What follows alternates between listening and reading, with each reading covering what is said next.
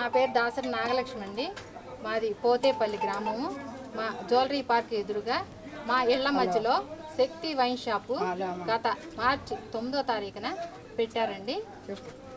ఆ షాపు పెట్టే వరకు కూడా మాకు తెలియదు ఇక్కడ శక్తి వైన్ షాప్ అనేది పెడుతున్నారని. మాకు ఎవరు చెప్పలేదు, మమ్మల్ని ఎవరు అడగలేదు. మీ ఇళ్ల మధ్యన షాప్ పెడుతున్నాము, మీకు ఇష్టమేనా అని మాకు ఏమి ఇన్ఫర్మేషన్ తెలియదండి. 10వ తారీఖున ఉదయాన్నే మాకు తెలిసింది. బోర్డులో అవన్నీ చూసేసరికి అదేంటి ఇక్కడ వైన్ షాప్ పెట్టడం ఏంటండి అని మా చుట్టుపక్కల ఆడవాళ్ళందరూ మమ్మల్ని సంప్రదించారు. ఏంటండి ఎక్కడ పెట్టారు, రేపొద్దున అల్లర్లు జరుగుతాయి అని వచ్చి మా దగ్గర చెప్పుకున్నారండి.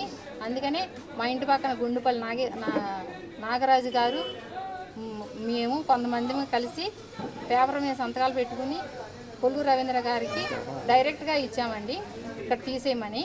ఆయన ఏమన్నాడంటే, అవునమ్మా ఇళ్ల మధ్యన పెడుతున్నారని మాకు తెలీదు, మేము తీపిచ్చేస్తాం 15 రోజుల్లోపు అని చెప్పారండి. సరేనని మేము వచ్చేసాము.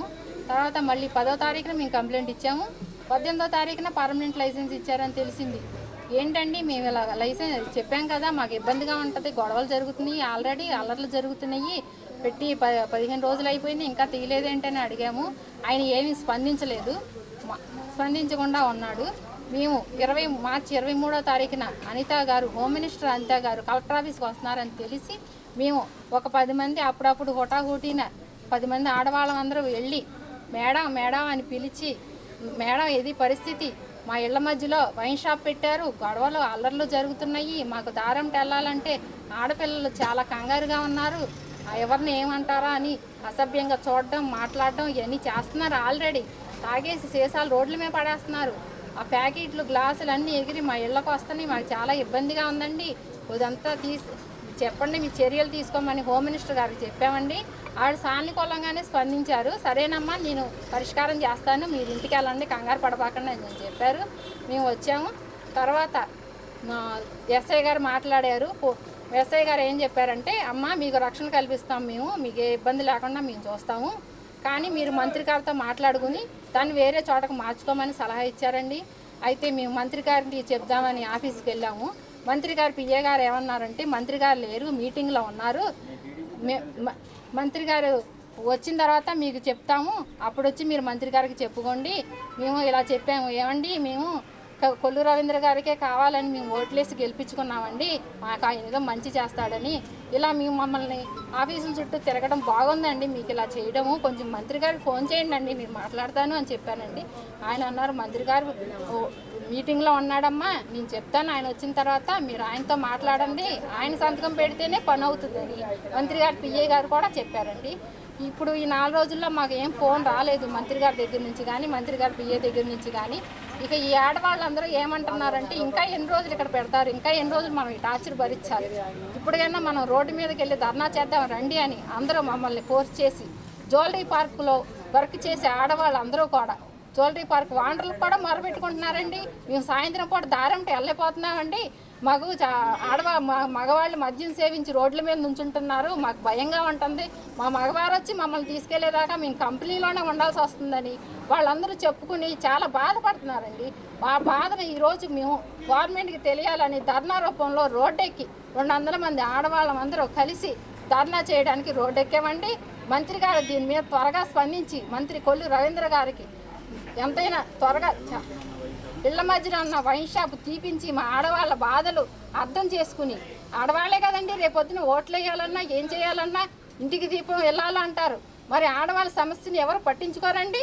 ముందు ఎవరు తాగుతారండి, మగవాళ్ళు తాగుతారండి.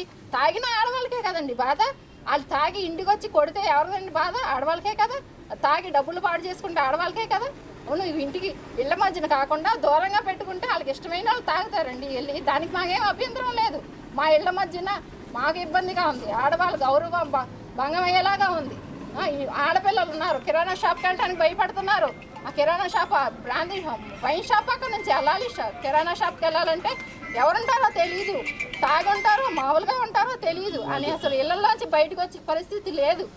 4 జ్యువెలరీ పార్క్ ఆడవాళ్ళు, వర్క్ చేసే ఆడవాళ్ళు, పోతేపల్లి గ్రామ వాస్తవ్యులు, చిన్నపోతేపల్లి గ్రామ వాస్తవ్యులు, ఉల్లిపాలెం గ్రామ వాస్తవ్యులు, 4 గ్రామాల మహిళల ఆవేదన ఇది.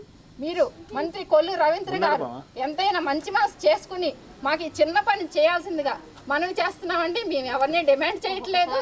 మీరు ఈ ఇళ్ల మధ్యన ఉన్న వైన్ షాప్ని తీసేసి వేరే షాట్ పెట్టుకోవాల్సిందిగా మేము ఆయనతో కూడా మాట్లాడామండి.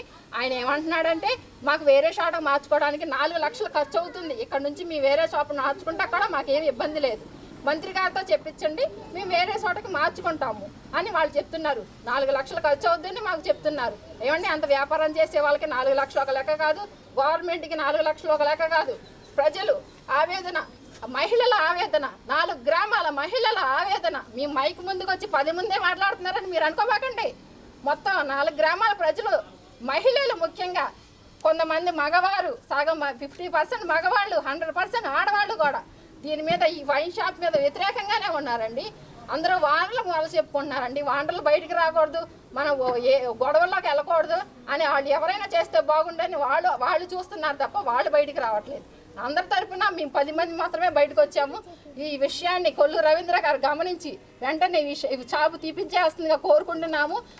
పవన్ కళ్యాణ్ గారు కూడా దీని మీద స్పందించి, సానుకూలంగా స్పందించి మహిళల ఆవేదన అర్థం చేసుకుంటే బాగుంటుందని పవన్ కళ్యాణ్ గారికి విన్నపం చేసుకుంటున్నామండి. మంత్రి కొల్లి రవీంద్ర గారు, పవన్ కళ్యాణ్ గారు మా బాధ అర్థం చేసుకోవాలని కోరుకుంటున్నామండి. భర్తకు మరి 65 సంవత్సరాలు వచ్చింది. మరి నాకు చూస్తేనేమో మళ్ళీ మన ఆటోటాక ఆపరేషన్, ఆయన తేవాలి, నేను తినాలి. మాకు మోపలలు లేరు, ఆడపిల్లలకి ఏదో దారి చేసుకున్నాం. ఈ వయసులో ఉండగానే వాళ్ళ మీద పడితే మాకు ఎవరు తెచ్చి పెడతారో. మరి ఆయన చేసుకున్నది ఇప్పుడు 3 నెలల నుంచి అసలు పనికి వెళ్తలా. ఆయనకి చిన్నప్పటి నుంచి అలవాటు ఉంది. ఈ దగ్గర మనగా ఉండి పనికి వెళ్తాం వాళ్ళని తెచ్చుకున్నది ఏదో 150 ఇచ్చేవాడు, ఆ 150 కూడా ఇత్తల 50 రూపాయలు కూడా పెగ్గిల్ లెక్కనని రోజుకి 4 సార్లు 5 సార్లు తిరిగి ఆ పెగ్గిల్ లెక్కన ఆ లైన్లోకి తిరుగుతున్నాడు, తాగుతున్నాడు. ఇంటికి వచ్చి మరి అన్నం వండుకుంటే కూర లేదు, కూర వండుకుంటాకి కూడా లేవు. 100 రూపాయలు ఏంటి కూరగా రావట్లా. అందులో ఎచ్చాలకి ఎన్ని కావాలి? మరి నేనైతే మరి టిఫిన్ చేసి బిడ్డలు వేసుకోవాలి నేను బతకాలంటే. మా భవిష్యత్తు చాలా తేడాగా ఉంది. మాకు మంచి అంత కావాలంటే ఈ బ్యాందీ షాప్ని ఇక్కడి నుంచి ఈ దగ్గరలో ఉన్న దాన్ని దూరంగా ఎక్కడికన్నా మీరు పెట్టుకోండి.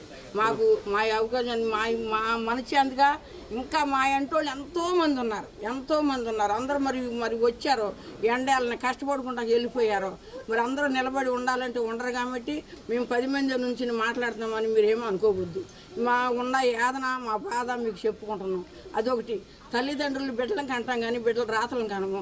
మరి ఆ బిడ్డలు ఈడిపోయానికి వచ్చి వాళ్ళు మరి ఎన్నటికీ పెళ్ళి అవుతులేదని తాగుడు మొదలెట్టి మరి ఆ తాగుడు మానూస్ అయిపోయి దగ్గరుంటాం వాళ్ళని వాళ్ళకు మరి మ్యారేజ్ అవ్వక ఇంకా రోడ్ల మీద పడిపోతున్నారు. మరి ఆ తల్లి తండ్రి ఎంత బాధపడాలి. మరి వాళ్ళ గురించి అయినా సరే మీరు ఈ బ్యాందీ షాప్ నుంచి దూరంగా మీరు అమ్ముకోవద్దని, వ్యాపారం చేసుకోవద్దని అంటలా చేసుకోండి. ఇప్పుడు దూరాన్ని ఉంటే ఒక్కసారి వెళ్తాడు కష్టపడుకున్న వాడు. దగ్గరుండమ్మాలని 50 రూపాయలు కూడా పెగ్గి లెక్కనేస్తున్నారు. దాన్ని దూరం చేయమని మేము అడుగుతున్నాం. దీన్ని ఎంతైనా మీరు అంగీకరించాలి. కార్మికులకి నారా లోకేష్ గారు పాదయాత్రలో ఉండగా ఏదైతే ప్రామిస్ చేశారో 10% గాంధీ షాపులు గీత కులాలకు ఇస్తామనే దాంట్లో తర్వాత వారు జీవో ఇచ్చారు.